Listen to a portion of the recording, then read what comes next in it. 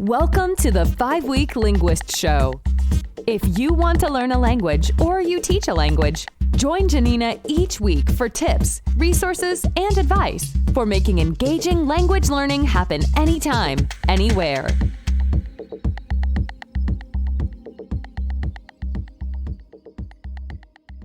If you teach languages, you know that things are just different in our classes. So many of the things that traditionally we're conditioned to do in school are the exact opposite of what we want people to do in our classes.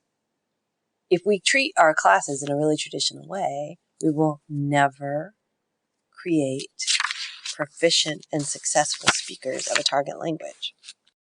Here are 5 things from traditional school conditioning that are actually vital for a successful foreign language class.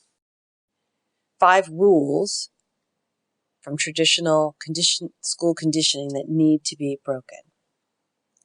Don't talk during class. We want to produce people who can speak new languages, and they will never do that unless they practice. And they're probably going to get the vast majority of their practice in our classes. So we have to spend the majority of our time doing communicative speaking activities in order to create people who can speak out in the world. Don't talk to strangers. While we would never want to see our students get into a bad or a dangerous situation, I think it's really safe to say that we do want them to talk to strangers. That's exactly what we're teaching them how to do. We want them to be able to talk to people from all over the world and from all different walks of life. While they need to do that with good judgment, this is exactly, we want them to build the skills to communicate with people effectively all over the world. Don't make mistakes. I think this is probably one of the most difficult ones to get over. I think oftentimes we see students in our classes who are very smart and they're very hardworking and they don't like making mistakes and they're probably not really used to it. But you're going to do this when you hit foreign language at some level, and you will never, ever, ever be perfect at it. And you will never, ever, ever be able to get to that quote unquote perfection without making a lot of errors. And so they have to be encouraged that, yes, while we want you to make fewer errors, because the fewer errors you make, the more effectively you can communicate, we definitely want you to not be shy about making those errors while you communicate. Because at the end of the day, it's all about being understood and understanding other people. And they'll never get there if they're too afraid to make mistakes. Stop playing. I think this one's really interesting because over the years, I've had so many people tell me that they didn't really understand what I was doing with playing all these games. They're all prompts. These are all opportunities for people to understand and speak languages. They work.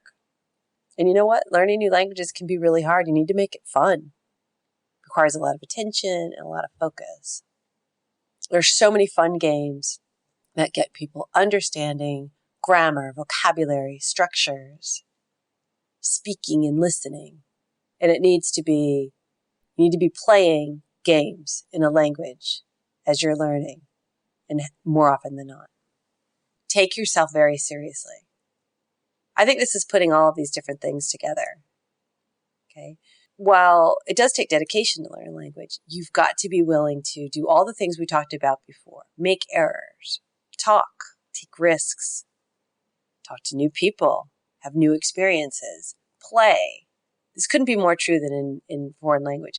But also, you know, while these black and white fill in the blank books and exercise and vocabulary are all important, it's just as important to do real life fun things in a language. Watch movies, read, do crossword puzzles, listen to music, go out, make new friends. This is how you really learn a language. It's not just going page to page in a book.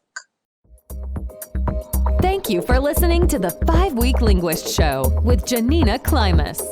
Join us each week here. And visit us at reallifelanguage.com/reallifelanguageblog for more resources for learning and teaching languages.